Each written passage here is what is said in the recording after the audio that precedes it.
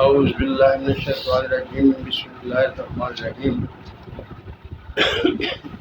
معزز ناظرین سامعین، السلام علیکم. دمہ اسے استما بھی کہا جاتا ہے، ایک ایسی مرض ہے جو انسان کو تنگ کر دیتی ہے. سانس آنے میں اتنی تکلیف ہوتی ہے کہ اسے بیان نہیں کیا جا سکتا. نہ بیٹھنے پر آرام ہوتا ہے، نہ لیٹنے پر آرام ہوتا ہے، نہ کھڑے ہونے پر آرام ہوتا ہے. یعنی ایک انسان ایسے عذاب میں گرفتار ہو جاتا ہے کہ اس کے بارے میں کہنا بہت مشکل ہے. لیکن جیسا کہ آپ جانتے ہیں، وہ ایک رحیم و کریم ذات ہے. اس نے اگر ایک مرض پیدا کی ہے تو اللہ تعالیٰ نے اس کے لیے 70 علاج پیدا کیے ہیں. جیسا کہ ایک حدیث میں مبارکہ ہے، لکل دائن سب دعاؤں، ہر مرض کے 70 علاج ہیں. یعنی 70 طریقوں سے اس کا علاج کیا جا سکتا ہے، اور 70 کا عدد کثیر کے لیے استعمال ہوتا ہے، تعداد کے لیے نہیں استعمال ہوتا. یعنی بہت زیادہ علاج اللہ تعالیٰ نے اس کے پیدا کیے ہوئے. ایک اور حدیث مبارکہ ہے جس میں حضور اکرم صلی اللہ علیہ وسلم نے فرمایا، عالج الناسا بعقاقیر ارضہم، ان کا علاج، مریضوں کا علاج ان کے علاقے کی جڑی بوٹیوں سے کرو. یعنی اس کا مطلب یہ ہوا کہ جس علاقے میں انسان رہتا ہے اس علاقے کی جڑی بوٹیوں سے اس کا علاج کرنا اس کے لیے زیادہ بہتر ہے. کیمیکل اور سانس سے علاج کرنا یہ کوئی علاج نہیں ہے. آج میں آپ کے سامنے ایک ایسا نسخہ رکھنے والا ہوں جو دمے کے لیے بھی اکسیر ہے. لوگ کہتے ہیں نا، دمہ دم کے ساتھ جائے، انشاءاللہ تعالی دمہ ختم ہو جائے گا. اور اس کے ساتھ ساتھ وہ ایسا بے نظیر نسخہ ہے جو آپ کے پٹھوں کو، ہڈیوں کو، دماغی نزلات کو، سب کو بالکل ٹھیک کر دیتا ہے. یعنی آپ جانتے ہیں کہ دمہ زیادہ تر 2 اقسام میں ہوتا ہے، یا اعصابی دمہ ہوتا ہے یا عضلاتی دمہ ہوتا ہے. اعصابی دمے سے مراد ہے بلغمی دمہ، اور عضلاتی دمے سے مراد ہے خشکی سے دمہ، خشک دمہ. یہ جو نسخہ میں آپ کے سامنے بیان کرنے لگا ہوں، یہ اعصابی دمے پر بھی کام کرے گا اور عضلاتی دمے پر بھی کام کرے گا. فرق صرف اتنا ہوگا، اگر آپ اعصابی دمے کے لیے استعمال کریں گے تو اس کو سادہ پانی سے استعمال کریں گے، اور اگر آپ خشک دمہ کے لیے استعمال کریں گے تو اس کے لیے ملائی یا مکھن کے ساتھ استعمال کریں گے. بہترین نسخہ ہے. اس کی ترکیب میں آپ کے سامنے بیان کرنے لگا ہوں. میں مکمل کھول کر اس کی ترکیب بیان کروں گا اور آپ کو سمجھانے کی کوشش کروں گا، کیونکہ جس قدر یہ نسخہ کارآمد ہے اسی قدر اس کے بنانے میں احتیاط کرنی چاہیے. حکمہ حضرات تو جو ادویہ کے خواص کو جانتے ہیں وہ تو اس کو آسانی سے بنا لیں گے، لیکن اگر کوئی عام آدمی اس کو بنائے تو سب سے پہلے وہ اپنے علاقے کے حکیم صاحب کے پاس جائے اور اس کا مشورہ کرے اور اس کو ترکیب کو دوبارہ ان سے سن لے، پھر بنائے اور پھر استعمال کرے. اس کے اثرات میں انشاءاللہ تعالی فرق نہیں آئے گا. جیسا میں کہہ رہا ہوں ویسا ہی کام کرے گا. مہنگا نسخہ نہیں ہے، آسان نسخہ ہے، لیکن تھوڑی سی آپ کو محنت کرنا پڑے گی. 50 طور سے آپ کو ایک دوائی مل جائے گی جس کو ہم میٹھا تیلیا کہتے ہیں. میٹھا تیلیا مشکل نام نہیں ہے، کوئی جڑ سی ہوں گی.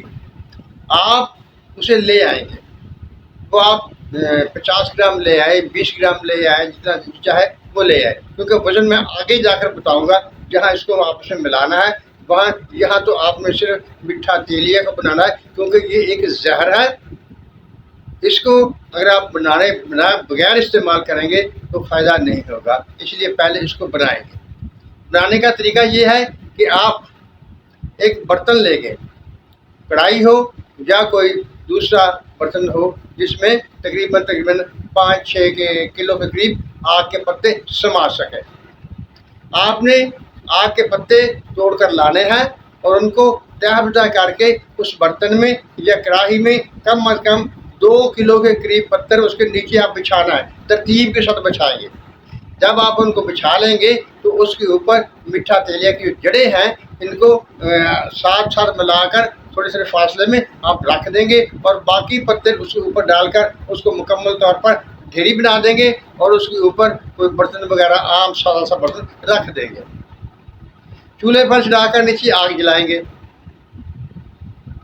درمیانی آگ ہونی چاہیے. اس میں آگ کا زیادہ کم ہونے جانے سے کچھ فرق نہیں پڑے گا، لیکن درمیانی آگ ہوگی تو اس کا اثر زیادہ ہوگا، وہ آہستہ آہستہ بنے گا اور اس کی مکمل طور پر وہ بے ضرر ہو جائے گا. جب 1.5-2 گھنٹے تک آپ آگ جلا چکے تو آپ نے ایسا کرنا ہے کہ اوپر سے برتن ہٹا کر کسی لوہے کی چیز کے ساتھ یا لوہے کے سلاخ کے ساتھ، کسی چھری کے ساتھ وہ جڑیں آپ نے میٹھا تیلیہ کی رکھی تھی ان میں اس کو چبھو کر دیکھیں گے. اگر وہ سلاخ یا وہ چھری اس کے پار ہو جائے، اس میں سے گزر جائے تو وہ بن چکا ہے. اب آپ اسے آگ کو بند کر دیں گے، اس کو ٹھنڈا ہونے دیں گے. اس کے بعد وہ جڑیں نکال لیں گے، نکال کر انہیں نرم ہاتھ میں کوٹ لیں گے. زیادہ بریک پاؤڈر بنانے کی ضرورت نہیں ہے، بس اسے پیس لیں گے، دردرا کر لیں گے. اب جب وہ خشک ہو جائے گا تو ایسے کریں گے، آپ نے 10 گرام یہ میٹھا تیلیہ جو آگ کے پتوں میں سے آپ نے نکالا ہے وہ لے لینا ہے، یعنی 10 گرام 1 تولہ. اور 50 گرام آپ نے کالی مرچ لینی ہے. کالی مرچ کو اگر آپ پسوا کر لے آئیں گے تو بھی ٹھیک ہے، اب مشین سے پسوا لیں یا خود پیس لیں. 10 گرام یہ میٹھا تیلیہ تھا اور 50 گرام کالی مرچ کا پاؤڈر تھا. آپ نے کھرل میں ڈال کر پہلے میٹھا تیلیہ کو پیس لینا ہے، پھر تھوڑا کالی مرچ کا پاؤڈر ڈالتے جائیں گے اور اس کو پیس لیں گے.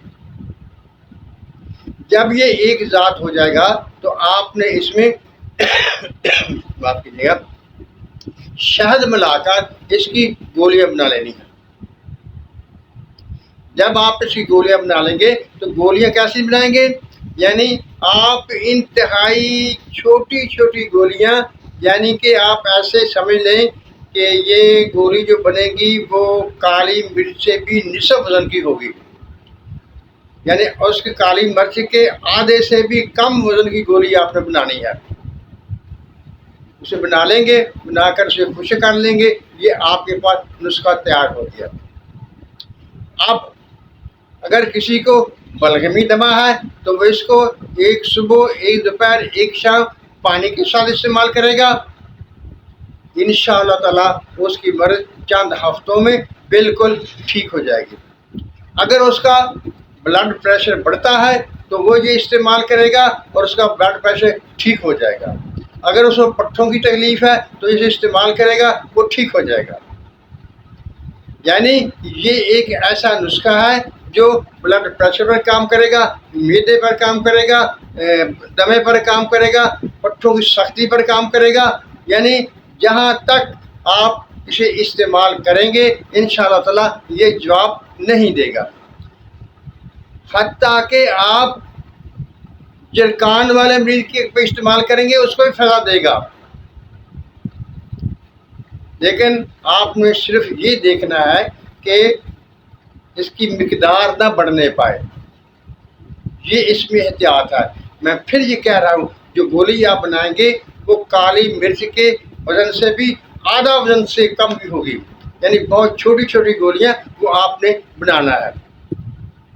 انشاءاللہ تعالیٰ اگر آپ یہ نسخہ بنائیں گے تو انشاءاللہ تعالیٰ آپ اس نسخے کے گرویدہ ہو جائیں گے اور یہ اپنا آپ کو کام دکھائے گا.